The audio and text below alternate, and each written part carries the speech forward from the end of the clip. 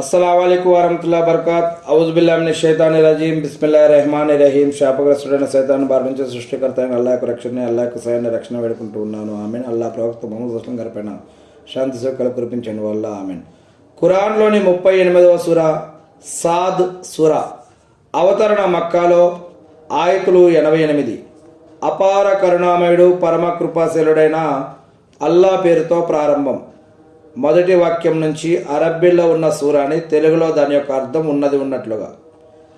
సాద్ హితబోధతో నిండిన ఖురాన్ సాక్షిగా.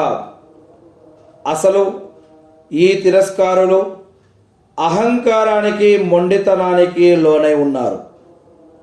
మేము వారికి మునుపు కూడా ఎన్నో సముదాయాలను జాతులను చరిత్రలను సర్వనాశనం చేశాము.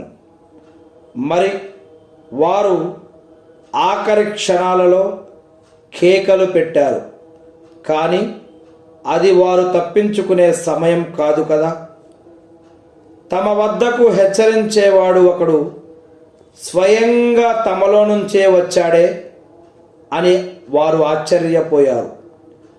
ఇతడొక మాంత్రికుడు, అబద్ధాల కోరు అని అవిశ్వాసులు అన్నారు.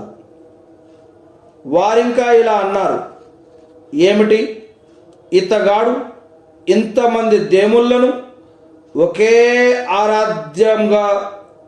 ఆరాధ్య దైవంగా చేసేశాడా? నిజంగా ఇది వింతగా ఉందే.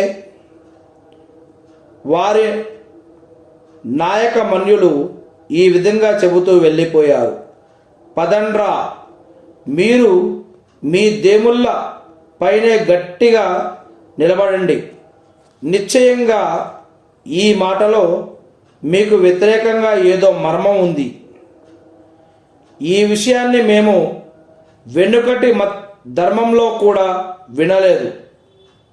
ఇదొక కల్పిత విషయం తప్ప మరేమీ కాదు. ఏమిటి, మనందరిలో కేవలం అతనొక్కడిపైనే దైవవాణి అవతరించిందా? అసలు విషయం ఏమిటంటే, వారు నా యొక్క సందేశం వహీ విషయంలో సంశయానికి లోనయ్యారు. అది కాదు, ఇంతవరకు వారసులు నా యొక్క శిక్ష ఇంకా రుచి చూడలేదు. పోనీ వాళ్ళ దగ్గర శక్తిమంతుడు పరమదాత అయిన నీ ప్రభువు కారుణ్య నిధులు కానీ ఉన్నాయా? లేదా భూమి ఆకాశాల